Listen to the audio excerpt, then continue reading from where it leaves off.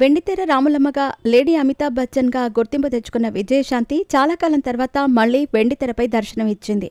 మహేష్ బాబు నటించిన సరిలేరు నీకెవరు సినిమా తర్వాత మళ్లీ ఇన్నేళ్లకు కళ్యాణ్ రామ్ మూవీలో నటించింది. కళ్యాణ్ రామ్, విజయశాంతి తల్లి కొడుకులుగా నటించిన చిత్రం అర్జున్ సన్ ఆఫ్ వైజయంతి. విజయశాంతి కెరీర్లో మైల్ స్టోన్గా నిలిచిన చిత్రాలలో కర్తవ్యం సినిమా ఒకటి. ఈ సినిమాతో ఈమె ఇమేజ్ హీరో లెవెల్లో పెరిగిపోయింది. పైగా ఈ సినిమా కోసం ₹1,00,00,000 రెమ్యునరేషన్ కూడా అందుకుంది.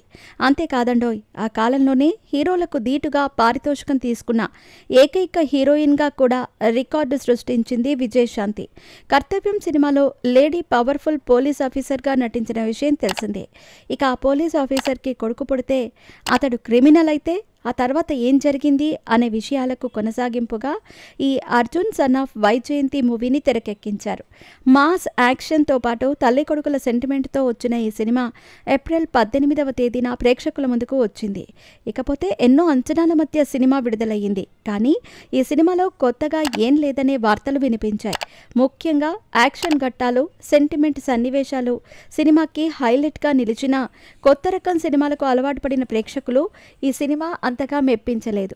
ముఖ్యంగా మాస్ సినిమాలను ఇష్టపడే అభిమానులకి మాత్రం ఈ సినిమా పైసా వసూలని చెప్పవచ్చు. కాకపోతే కథనం రొటీన్ టెంప్లెట్స్తో సాగటమే చాలా మైనస్గా మారిందనే వార్తలు కూడా వినిపిస్తున్నాయి. ఇకపోతే ఎన్నో అంచనాల మధ్య విడుదలైన ఈ సినిమా మొదటి రోజు కలెక్షన్లను కూడా పెద్దగా రాబట్టలేకపోయింది. కానీ చిత్ర బృందం మాత్రం 5.15 కోట్లు వచ్చినట్టు పోస్టర్ రిలీజ్ చేశారు.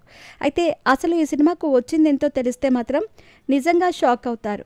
తాజాగా అందుతున్న సమాచారం ప్రకారం మొదటి రోజు ఈ సినిమాకు కేవలం 3.8 కోట్లు మాత్రమే వచ్చినట్టు సమాచారం. ముఖ్యంగా ఈ సినిమా పెద్దగా ఎక్కడా ఆకట్టుకోలేదు. దీనికి తోడు ఓవర్సీస్లో కూడా ఈ సినిమాపై ఎలాంటి ప్రభావం లేకపోవటం ఆశ్చర్యకరం.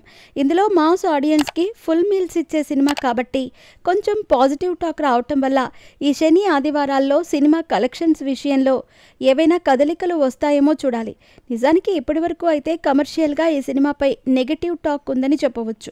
అటు కలెక్షన్లు రాకపోయినా కమర్షియల్ హిట్ అని మేకర్స్ పోస్టర్స్ వేయటంతో అటు సినిమా లవర్స్ కూడా పక్కన నవ్వుతున్నారు. ఇంకా ఈ సినిమా నటీనటుల విషయానికొస్తే నందమూరి కళ్యాణ్ రామ్, విజయశాంతి, సోహెల్ ఖాన్, సయీ మంజ్రేకర్, శ్రీకాంత్ తదితరులు కీలక పాత్రలు పోషించారు. అజర్నీష్ లోకనాథ్ సంగీతం అందించారు. రామ్ ప్రసాద్ సినిమాటోగ్రాఫర్గా పనిచేశారు.